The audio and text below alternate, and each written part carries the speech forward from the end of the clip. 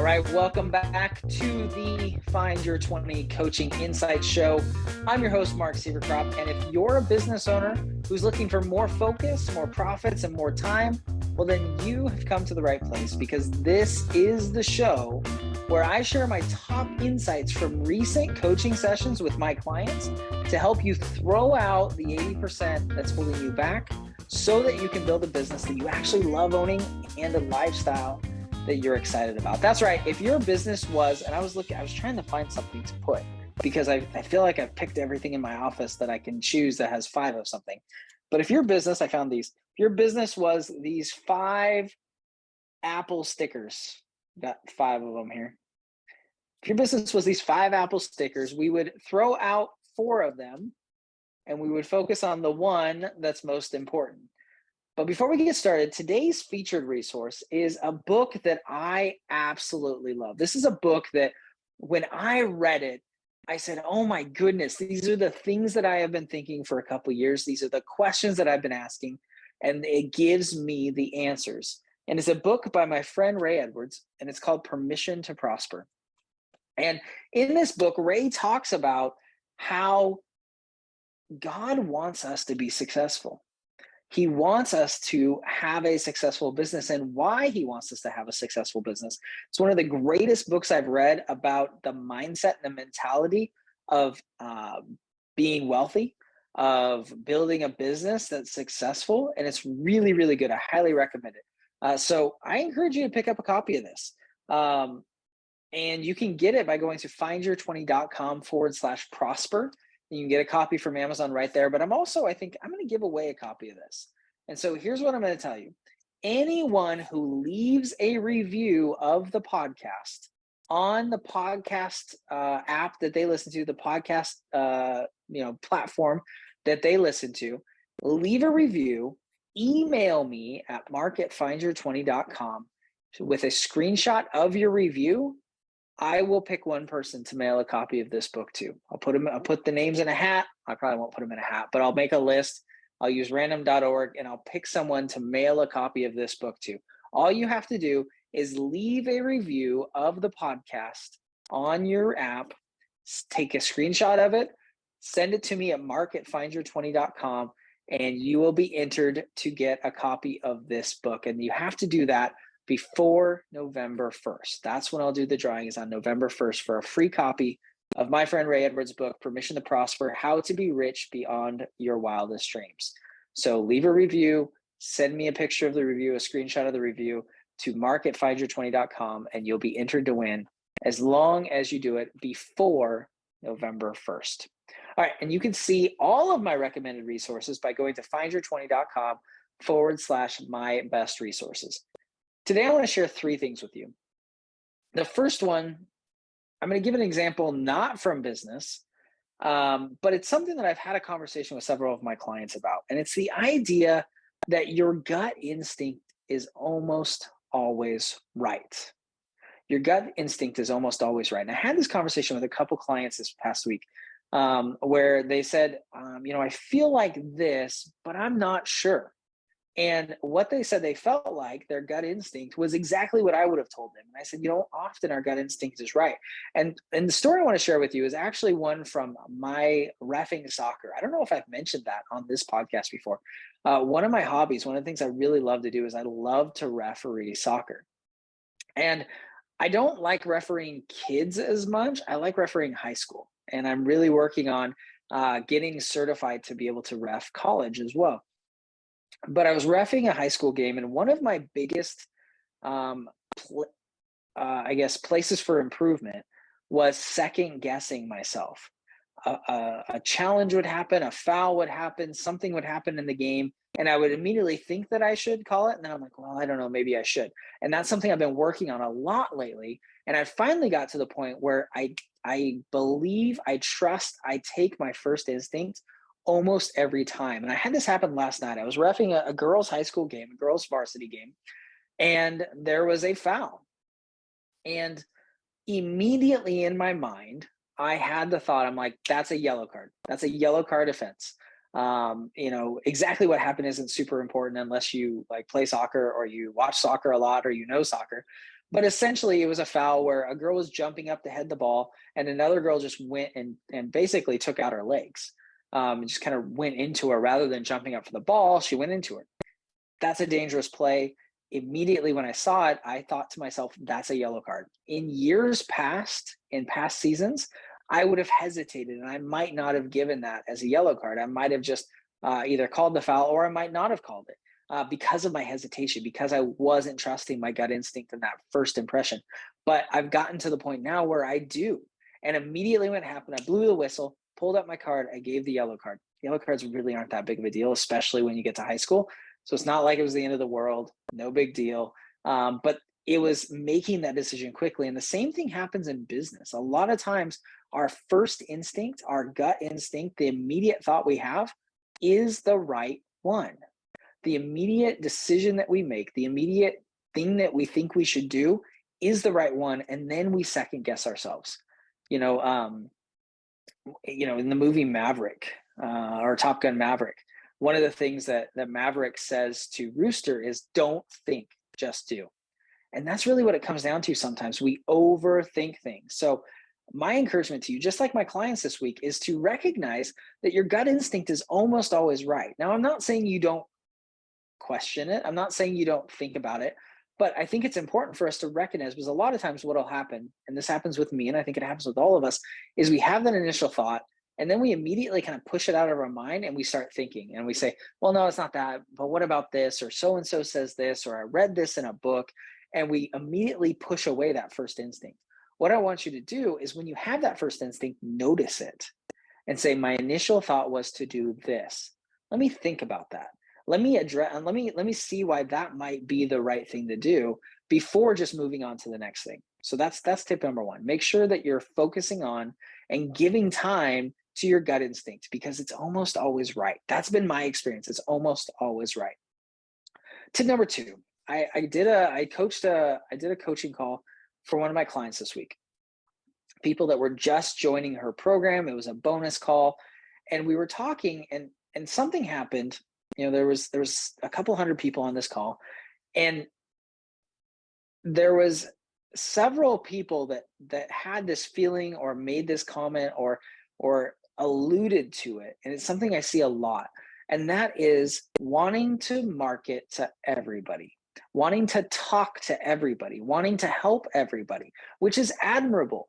Your product or service may be able to help everybody. Some people's can. But we can't market to everybody. I've heard people say before, you can't market to everybody unless you're Coca-Cola, unless you're Pepsi, unless you're, Walmart. Like people or companies like that have huge budgets can market to everybody, but you and I can't. We just can't. We can't speak effectively to everyone. So what we need to do is we need to narrow that down, and we need to speak to somebody specifically. It's almost always better to be more specific. As long as there's enough people for you to talk to, be as specific as possible. And the reason is you talk to people different ways. I gave the example on this call. I said, the way that you would talk to a 20-year-old or my 14-year-old daughter would be very different than the way you would talk to somebody who's 50 or 60 years old. You would say different things. You would use different examples. You would present different opportunities because they want different things. And even men to women, you're going to present things in a very different way. So the more narrow you can make your marketing, the more narrow you can make your niche that you're focusing on, the better and more effective your marketing will be, because you can use examples that fit for them.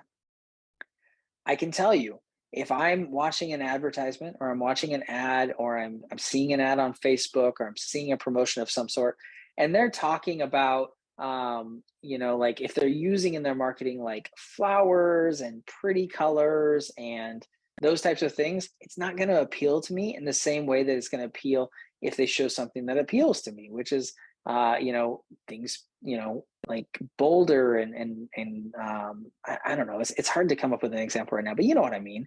Like men and women look at things different way, and different things are important to them. Older people versus younger people look at things different way. People that live in the city look at things different than people that live in the country. People that like soccer look at things differently than people that like baseball or football or hockey or chess. And so the more specific you can be with that niche, and you can focus on the things that are important to them. And that's why you want to have a narrow niche. You can't market to everybody. You can't create marketing materials that speak to everybody. And you want to be able to speak specifically to that person. The more specifically you can talk to a single person, the more likely they are to want to engage with you, to want to buy from you, to want to work with you, because they feel like you know them. And that's why it's important to focus and narrow down as much as you can. So look at who you're talking to and see if you're narrow enough. I can tell you 8 to 9 times out of 10, you're not narrow enough. That's been my experience working with people. They can narrow more and be more effective than they are. Every once in a while, you find somebody who's too narrow, but most of the time, it's a matter of being not narrow enough. I was looking, I thought I had a fly on my hat, but I think it's just something on my screen. I was just like moving. If you're listening to the audio, you wouldn't even know that I was doing that, but I was like turning and looking. But yeah, it was just on my screen. The third thing I want to talk about today is the importance of having a single call to action. I was working with a client this past week, and they were creating slides for their workshop. And on their final slide where they had the call to action, they had the invitation to book a call, but then they also had their website. They had a place for a free resource. They had their Instagram. They had their Facebook. They had all of these things. And I said, you don't want to confuse people. You want to give them a clear single call to action. Even 2 call to actions is very, very hard, because when people have more than one option, they struggle to make a decision. The example I always give with this is, if I go to the store and I take my kids to the store and we go down the cereal aisle and I say, what cereal do you guys want? We'll be there for 10 minutes, because they'll be like, well, I kind of want the Cinnamon Toast Crunch. Oh, maybe I should get the Cocoa Puffs. Oh, maybe I should get the corn pops. Maybe I should get do they even have corn pops anymore? I think they do. I used to love those as a kid. Maybe I should get the Team Cheerios or the Frosted Cheerios, it's like, or the Fruity Pebbles. Like, they will spin forever because there's so many choices. They don't know what to do. But if I say, you can have the Cinnamon Toast Crunch or you can have the Frosted Flakes, which one do you want? Then they can make a decision. They can say, I want the Cinnamon Toast Crunch, which, by the way, is the last one I bought. And yes, I know cereal's not the best for you, sugar, blah, blah, blah. I love it, so I eat it. I don't eat it very often, actually. It's more of like a snack in the evening when I don't want to make something and I'm a little bit hungry. I'll have a bowl of cereal. Otherwise, I don't really even eat cereal because I have protein shakes usually in the morning. So don't send me messages about how terrible cereal is for you. I know there's a lot of sugar. It is what it is. But with your marketing, it's the same thing. They need to have a single call to action. It's just like when we talked about lead magnets in a previous episode. They need to be able to make the decision, do I want to do this or do I not want to do this? That's the decision you want them to make. Not, do I want to do this, or do I want to do this, or do I want to do this, or do I want to do this, or do I want to do this, or do I want to do nothing? You want to have a single call to action. So whether this is on your slides in a workshop or a webinar, whether this is in your email, whether this is on a sales page, you want to have a single call to action. Do not confuse your audience. Adding more than one call to action will reduce the response rate. It will reduce the conversion rate. I guarantee it. It always does, because people have problems making a decision. So any of your marketing material, make sure you have a single call to action. Don't try to do multiple things. Very, very rarely will I have a second call to action. Every once in a while I'll do it, but even when I do, there's a primary call to action and then there's like a secondary call to action. And the primary one is the one that the entire email is selling to. The entire email is pointing to. The secondary one may be like a downsell or a secondary option, but I very rarely do that. It's almost always a single call to action, and it should be almost always a single call to action. As a side note, by the way, this is the same reason that anytime somebody says, oh, somebody's going to promote for me and they're going to put me in their newsletter, it's not worth anything. If you're in a newsletter where they're promoting 5 or 6 or 7 things, the response rate you're going to get is ridiculously lower than if you were the dedicated focus of that email. The single call to action makes a difference. So make sure in all of your marketing material, in videos, in blog posts, in Facebook posts, in Instagram posts, single call to action. Don't give people more than one option. Call to action, a single call to action. If you want to promote 2 things, fine. Do 2 different posts. Do 2 different emails. Do 2 different blog posts, but have a single call to action.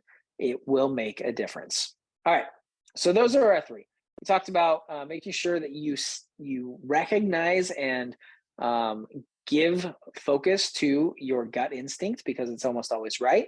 We talked about how you can't market to everybody. You need to narrow that focus so that you can market to them effectively and talk to them in a way that's going to appeal to them. And we talked about having a single call to action in all of your marketing materials.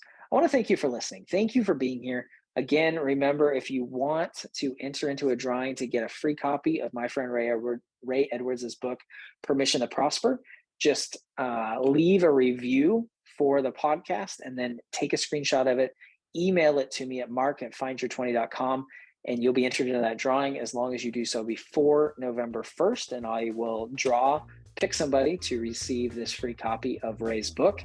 And if you haven't yet, make sure you grab a copy of my book, Find Your 20, for free by going to findyour20.com/grab your copy. We'll get one in the mail to you. Just cover the shipping and handling. It costs less than if you get it on Amazon. And I can't wait to get that in your hands as well. It's a great book. I love it. It was the focus of our recent retreat. I would love to get one to you if you haven't read it yet. And as always, please leave a rating and review for the podcast. It makes a difference. And I love seeing those reviews and hearing what you like about the show. And of course, right now you could win a free book by doing so. So please leave a rating and review for the podcast. It helps other people find it. And until next time, get out there and chase your 20.